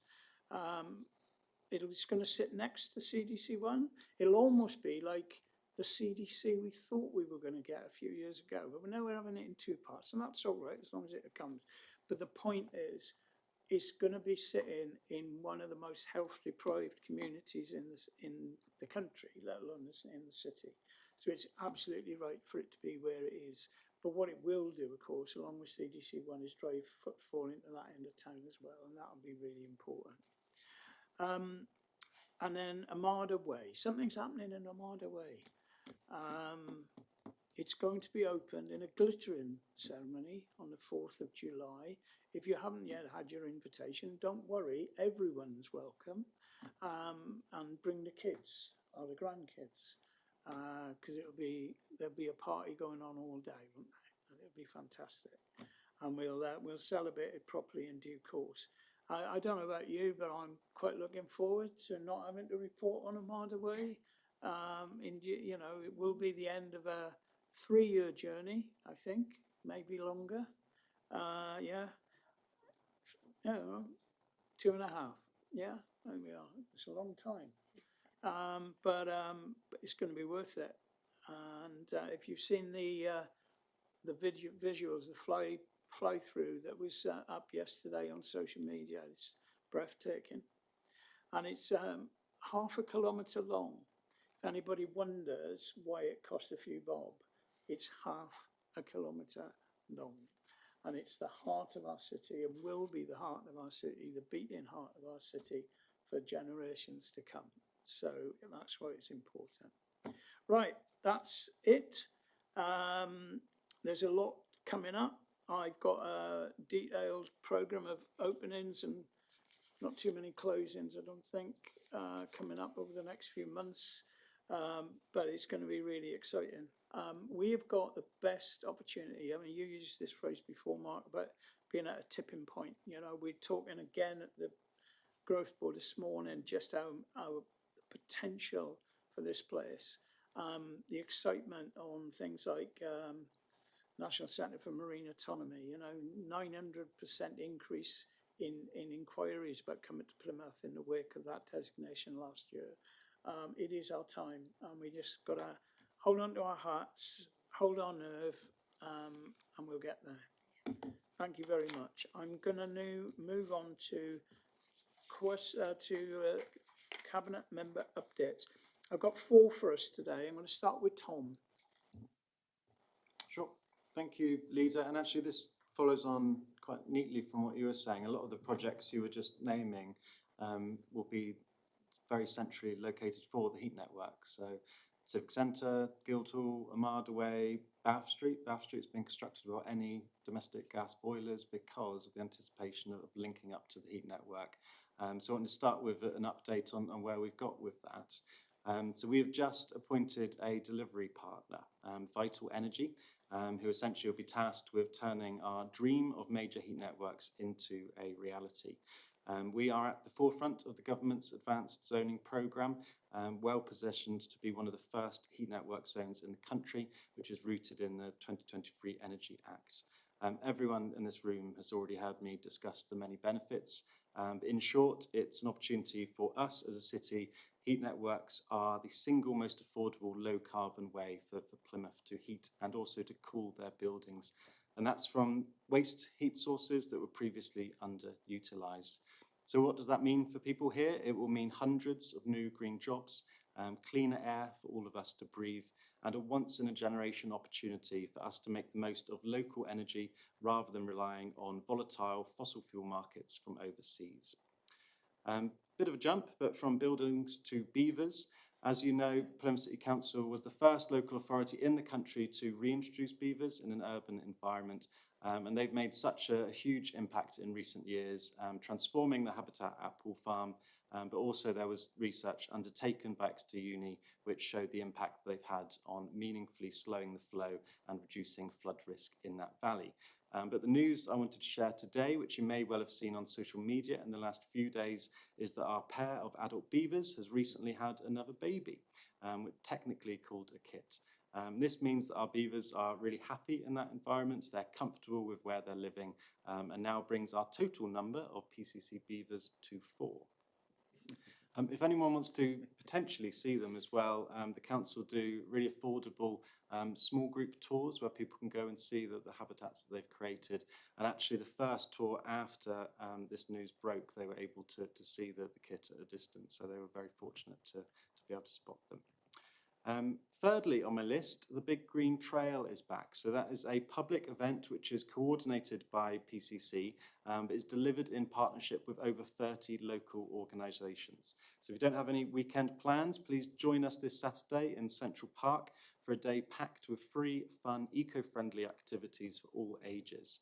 From guided nature walks with our Green Communities team to interactive renewables games with Plymouth Energy Community, an obstacle course with the West Country Rivers Trust, to sustainable crafting workshops with Plymouth Scrap Store. It'll be a great family day out, and I'm looking forward to taking my own kids along this Saturday.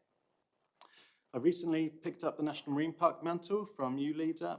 You've been such a fierce champion of the concept from before its inception, so thank you very much for everything you've done on that. And last week was a particularly exciting time for the NMP, so a few quick things to run through from that side of my portfolio. We've just hosted the global launch of something called Project Muffin.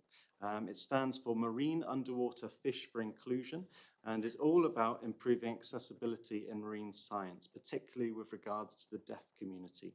Partners were involved internationally across Europe, as well as more locally with the University of Plymouth and the Ocean Conservation Trust involved. The event introduced a new set of official British Sign Language gestures for 15 marine species, like baskin shark, sperm whale, and grey seal. I should have learnt them and been able to do them myself today, but maybe for the next meeting. In the same week, we also launched the Stay Salty campaign at Tyneside. It's a celebration of Plymouth's connection to the sea in all of its often weird and windy but brilliant glory. It's our way of trying to reinvent the possibilities of a behaviour change campaign to make it more memorable, more Plymouth, and more likely, hopefully, to result in action. So take a look out for our new ads across the city and find out just how salty you are at howsaltyaryou.co.uk. Just takes you to the NMP website. It's got quite fun charts that's interactive and will signpost you to activities across the city. So finally, in this hat trick of NMP announcements, we recently appointed a local contractor to give the garden battery at Mount Edgecombe a new lease of life through careful conservation. Plans include curated heritage interpretation, community use, and private hire. So that all means that for the first time in its history, the garden battery will be open to the public, which I'm sure will be very popular amongst residents on both sides of our county border. Thank you, Leader. Fantastic. Is there any chance, is there any video with that Stay Salty? Could we get that shown at the next cabinet meeting, do you think? Yeah, sure. Yeah, there's great video footage, and we've also got some amazing photos which you can see around bus stops around the city already. Terrific. Thank you very much indeed for that, Tom. Okay, John, please. Thank you. This week marks the conclusion of this year's Big Walk and Wheel Challenge, when a number of celebratory events for Plymouth schools are taking place. It's led by Walk, Wheel, Cycle Trust, which many of you will know as Sustrans, provider of the Council's intensive school engagement programme, Bike It Plus. And this challenge runs each year and aims to inspire children and their families to make active journeys to boost health, improve air quality, and discover how these changes make a difference to the world around them. The Big Walk and Wheel took place over 2 weeks in March, and now in its 17th year, the annual event saw schools across the UK compete to make the most journeys by walking, wheeling, scooting, or cycling. In Plymouth, 21 schools took part, recording an amazing 32,500 active journeys to school, and this equates to 2 trips around the world. Over 6,000 hours of physical activity was involved, and that saved nearly 25,000 kilograms of CO2 emissions and 30 kilograms of nitric oxide emissions from entering our atmosphere. The primary schools with the highest percentage of children travelling during those weeks of the challenge were included Yelmston Farm, Montpelier, Stoke Damerel, Borringdon, Woodford and Lipson Vale. All of these schools are preparing to be wowed this week by their treat for doing so well, a fantastic BMX flatland stunt show performed by 6 times UK champion and 3 times Guinness World Record holder Matty Hemmings. The big walk and wheel is a wonderful way to form positive habits early in life for children and their parents by actively travelling to and from school. The more people who travel for short journeys each day saves much less traffic on the roads, easing congestion, reducing pollution and creating safer school neighbourhoods. And today also marks the start of Better Transport Week, the campaign for Better Transport's annual celebration of sustainable transport. And I'm pleased to advise Cabinet colleagues that Plymouth City Council is teaming up with partners to host 5 days of free, fun activities during this week. Activities will highlight a range of greener ways to travel, including trains, buses, walking and cycling with hands-on activities, expert advice and opportunities to try different options, including getting a bus to Haybrook Bay, walking the coastal path to Wembury, having a picnic and getting the bus back from Wembury into the city centre. As part of this week's celebrations, tomorrow morning a bus accessibility event is being held on the Armada Way Piazza. It's actually being held all day. There'll be opportunities to speak to representatives from Plymouth bus partnerships, but ways we can travel around the city, try mobility scooter, take part in a variety of activities and so on. Journeys should also be made easier this summer for families by the government's announcement of free bus travel for 5 to 15-year-olds in August.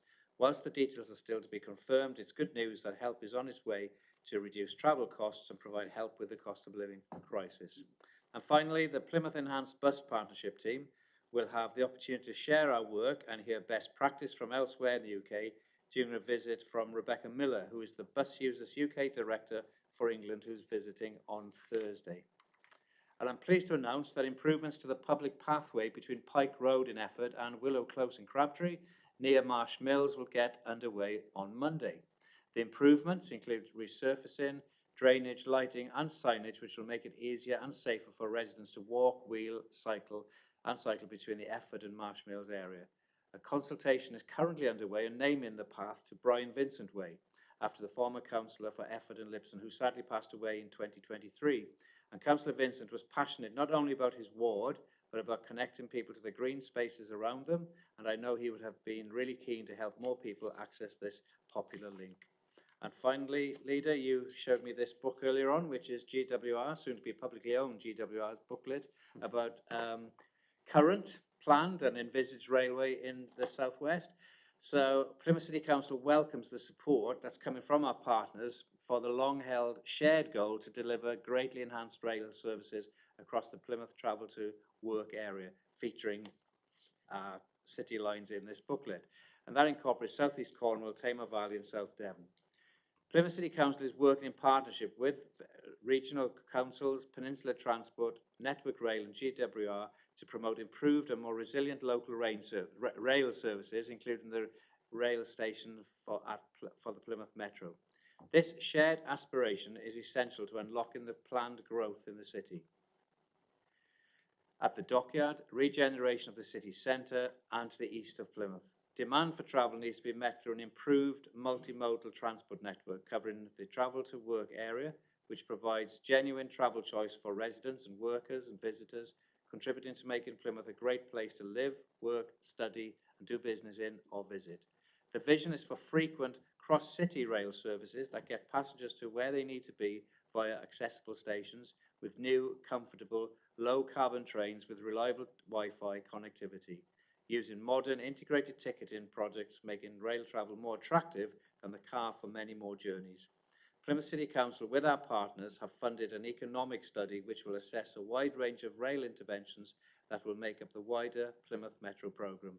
and this study will provide the evidence to make the case for transformational investment in rail for our region, and obviously will be integral in our local plan. Thank you. Lovely stuff.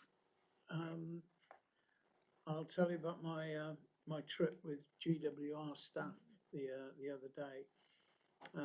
I was fortunate enough not just to have a train ride, but have the opportunity in the hour and 20 minutes I was on the train up and back to be able to talk about the context of the dockyard. And it was clear that colleagues from Network Rail hadn't quite appreciated the scale and the size of the endeavour that we've got going here. So I'm so pleased to see that booklet because it sort of cements really what we've been saying for a year or two now about this need to link up a Plymouth Metro with the Mid Cornwall Metro and deliver workers and workforce not just to the dockyard but to the city as well. Thank you, John. That's great. I've got Chris Penberthy next. Thank you, Leader. I'm pleased to take a moment today to mark the start of Refugee Week. This is an important opportunity for us all to recognise and celebrate the contributions that refugees make to our communities, while also reflecting on the journeys they have taken to reach safety. I want to express my genuine pride in our city and in the many organisations, volunteers and community groups who've worked so hard once again to organise events throughout Refugee Week this year. I'd like to thank Plymouth Hope for kick-starting the celebrations at their annual football festival on Saturday. It was an honour to be asked to present medals and trophies to all of the ranked junior teams as part of a fantastic afternoon in Devonport Park. Leader, I hope that you and others present here today who attended enjoyed the event as much as I did. I'd like to thank the 20 other city councillors who joined me in contributing from their community grant pots. Together we were able to provide £3,295.20 towards the total costs incurred by Plymouth Hope in hosting this major sports and cultural event. And for those wondering about why the exact figure, the Leader actually funded specifically the St John's ambulance bill for safety and first aid provision, and that was where the odd 20p came in. I'm really looking forward to joining Give Back Plymouth project. It was more than 20p, but there was a 20p at the end of their invoice.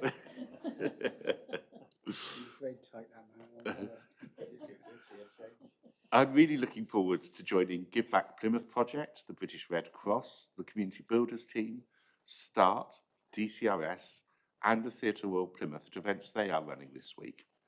My thanks go to each of them for the work they've done to organise events as part of the programme.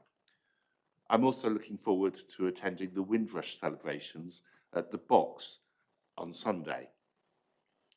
My thanks also go to the Plymouth Arts Centre, Sherwell United Reformed Church and Millfields Trust, who are providing venues for some of these events to happen. Together, all of your commitment helps create spaces where people can come together, share stories and build understanding. You're all at the heart of making our communities more welcoming and inclusive. Over the course of Refugee Week, I'm very much looking forward to meeting as many people as possible, from individuals and families to volunteers and practitioners. In fact, I was quite moved by some of the stories people were telling me on Saturday in Devonport Park. I know that these events will showcase the warmth, resilience and strong community spirit that define our city. They provide an important reminder of why this work matters and the positive impact it has, not only for those newly arrived, but for our communities as a whole. I hope that many people will attend these events this week. They will be enjoyable and thought-provoking. I'm also pleased to announce that over the coming weeks, we'll be launching a new small grants opportunity. The small grants will be open to local voluntary community and social enterprise organisations who are supporting refugees resettled through government schemes. The funding will enable them to deliver activities and events that focus on promoting community cohesion, bringing people together, fostering connections, and strengthening a shared sense of belonging.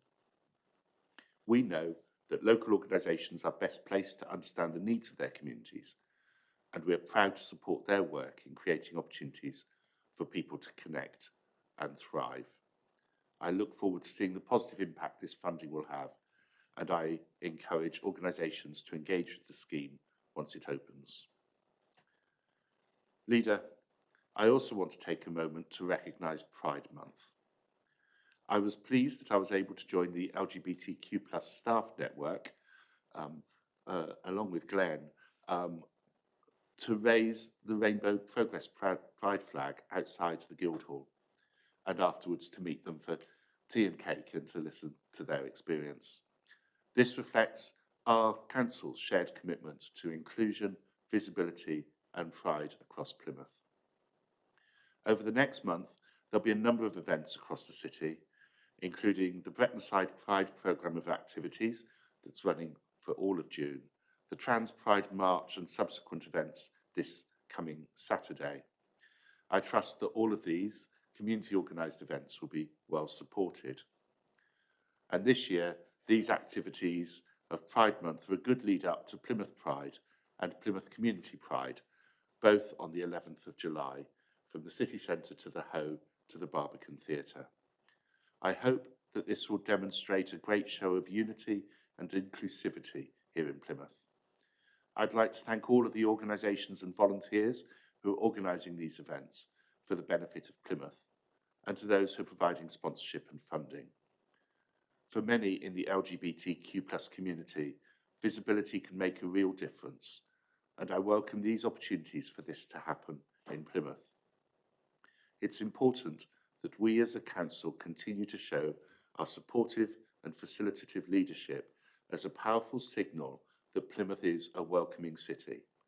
This helps us all to together create a sense of comfort and belonging, especially for those who may still be finding their way or coming to terms with their identity, or those who feel that who they are is currently under attack.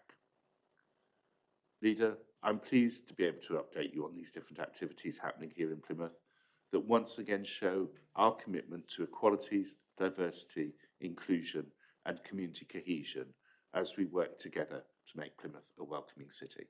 Thank you. Terrific. You speak for us all. Thank you, Chris. Okay, last but not least is Maria Lawson. Thank you, Leader. You've already mentioned a little bit about CDC 1 and 2. Are you happy for me to expand a little bit further? Thank you. It's important to acknowledge that the Council took a proactive approach in the redevelopment of Colin Campbell Court, purchasing and demolishing the existing buildings along Western Approach. The availability of a cleared site ready for development was critical to the success of the NHS bid for further funding to deliver the Plymouth Community Diagnostic Centre. The Council then transferred the land over to the NHS Trust to ensure that funding secured went into delivering the building and maximising the benefits to patients. This is a really good example of two public bodies working together to deliver great outcomes for the city and its residents. The construction phase of the new Plymouth Community Diagnostic Centre has now been successfully completed, with the keys formally handed over to University Hospitals Plymouth NHS Trust. This marks a major milestone for the project and means staff can now begin moving into the building and preparing the centre ahead of the first patient appointments on the 23rd of June and the grand opening this week on the 17th. Located on Western Approach in Plymouth City Centre, the 22 million facility will provide a wide range of vital tests, scans and checks in a convenient community-based setting. The new centre is expected to deliver around 100,000 diagnostic tests each year, with capacity for up to 330 appointments per day, helping to reduce waiting times and improve patient experience. The PCDC is equipped with state-of-the-art diagnostic technology, including 2 MRI scanners, 2 CT scanners, one of which is a specialist cardiac CT scanner, and 2 X-ray rooms. Additional services include ultrasound, phlebotomy, lung function testing and audiology. The centre will be open every day from 8 a.m. to 8 p.m. Furthermore, a planning application has been submitted to Plymouth City Council for a second community diagnostic centre at Colin Campbell Court, which will provide a range of integrated acute, primary and community diagnostic services alongside the recently developed centre. The development forms part of the continued regeneration of Plymouth's West End, helping to establish Colin Campbell Court as a hub for modern healthcare facilities while improving access to diagnostic tests closer to where people live, work and shop. The city centre location will make it easier and more convenient for residents to attend appointments supporting earlier diagnosis, preventative care and efforts to tackle health inequalities, whilst also contributing to the wider revitalisation of the area through the ongoing partnership between the NHS and Plymouth City Council. I'm really pleased that Mary Aspinall, who's been very proactive in this development, will be present at the opening as well. I'd like to put on record personal thanks to her for all her contributions to this project. The same with Meadowview, with the next update. On the 21st of May, Meadowview reached its highest structural point. This milestone was celebrated with a well-attended topping out event involving current service users from the Vine and Colwell Lodge, along with their families. Representatives from PCC, Plymouth Argyle, Plymouth Life Centre and Devon contractors, as well as the site subcontractors were also in attendance. Service users and their families were given the opportunity to take part in guided tours of the site, which was very positively received, particularly as they've been involved since the early stages of Meadowview planning. Learning Disability Week takes place on the week commencing the 15th of June this week, supported by Devon contractors and Building Plymouth service users. Attending the Vines and Colwell Lodge will have the opportunity to participate in Mission Meadowview. Activities will include giving it a go, bricklaying, as well as crafting bird boxes and planters, which will be displayed at Meadowview once it opens. We are gathering ideas and planning what to include in our Meadowview time capsule, which will be buried on the site in August. All work streams related to Meadowview continue to progress at pace, and the build remains on track for completion at the end of October 2026. Thank you, Leader. Thank you indeed, Councillor Lawson, for that. Have you seen Meadowview? Any of you been? If it's possible for us to have a little works outing up there at some point, I mean, it is remarkable, isn't it? And the staff who are overseeing it blow you away with their enthusiasm. But it's fantastic. It's going to be fantastic, isn't it? Yeah, very happy to organise something. That'd be nice, because, like, you know, it's going to do so much. It's so innovative, isn't it? And it's another one of those things we're all going to be really proud of. So it'd be good to go and see it. All right. Do you still need wellies at the moment, or is it? Hopefully not. It's nearly there in that sense, isn't it? So that'll be all right. We've still got a few problems with the sign, by the way. But that's another story. But we'll that's the least of our worries. So we'll have a works outing. Is that all right? Thank you, Cabinet. I'm going to just give a quick update now on LGA matters, because our friend Louise Gittins, who's been the chair of the LGA for the last couple of years, has decided to step aside. She's got various things back at her ranch to deal with, including, you know, some reorganisation matters, amongst other things. So she's stepping down, and we'll be picking a new chair at the LGA's annual conference, which we'll be off to in a few weeks' time in sunny Bournemouth. Louise is also chairing a combined authority, by the way. That's another reason why she's got a, she's running out of time in the week, really. But she's managed to secure for us, with the staff at the LGA, a multi-year settlement for the LGA, which is something we've been waiting for some little time.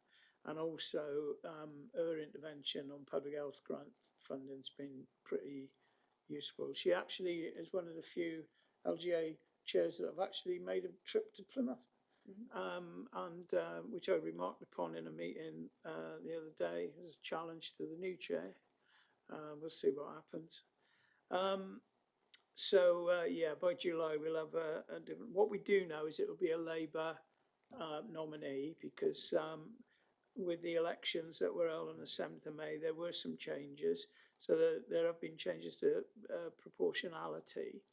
And these figures are calculated and independently verified for the avoidance of any mewling and puking. Labour is still the largest party in local government at 24.6% of councillors. Conservatives have 20%, Reform UK have 18.7%, Liberal Democrats 17.6%, Independents 10.9%, and the Greens 8.2%. The significance of the Greens, of course, is that they are now over the threshold, so they'll be entitled to a Green office rather than where they have been the last, forever really, which is part of the independent group. So they'll have their own office and political support now. And as I say, we'll be nominating Eamon O'Brien. I work with Eamon quite a bit as a LGA regional peer, and he's fantastic. He's the leader of Bury Council, and they actually won their election. They actually gained seats, believe it or not. So we're all listening very closely to Eamon at the moment. Just a couple of things. This one's a little bit awkward, but the LGA have been campaigning about the abolition of Health Watch. It's in the King's speech. There's expandment of Health Watch. And there's concern at the moment about how the voice of the patient will be heard in the future, because it's been a bit silent about that. So the LGA are really asking for some sort of sign really about how that accountability is going to be exercised going forward. So we'll keep you up to date on that. And finally, since we were last in this room, we've enjoyed the support of the LGA's Corporate Peer Challenge team, who came with an expert panel of officers and members. They looked at us. In a period of 3.5 days, they spoke to, I think, 150 people, they said. Is it more than that? It's about that. Across council, staff, members, partners, public. So it was quite a thorough investigation. So they'll be presenting us with a written report in due course, which we told them we'd be happy to publish before we knew what they were saying about us. Now we know what they're going to say about us, we're even happier to publish it, aren't we? And then what will come will be an action plan, again, which we'll put through here, to respond to any of the suggestions for improvement that they've made. But I hope they enjoyed it. I certainly did, although I was a bit terrified, to be honest with you, because you never know what they're going to find. But what I would say is I would want to pay particular thanks to Tracy and the senior leadership team for the prep prior to the visit. There's a lot of work went into it, and a lot of work to keep the Peer Challenge team happy while they were here. And so thanks to Claire and the team that kept them fed and watered throughout that week. Anything you want to say about that? I think it was, I think the word challenge was good, Yeah. because it did feel quite challenging. And as you say, Leader, we should get the report in a few weeks' time and we'll publish that. Thank you very much. Yes, looking forward to that. Right, that's it for today, I think. Just wanted to say, the last time we were here, although we said a very emotional goodbye to Sally Hayden, we weren't expecting to say goodbye to Mary Aspinall or to Sally Cresswell. So I'm going to take that opportunity now on the record to say thank you to both of them for their service in the cabinet, around the cabinet table, but also their services to their communities in Setna Mount Gould in Mary's case, and the Stoke Ward in Sally's case, which Sally, of course, will continue to be able to serve in her new role as Labour's chief whip on the council. I'm so pleased she's going to do that. But yeah, we miss them. They did good work, and we'll keep in touch. Thank you very much for your attendance this afternoon, and we'll see you at the council meeting and then at the subsequent cabinet. Thank you.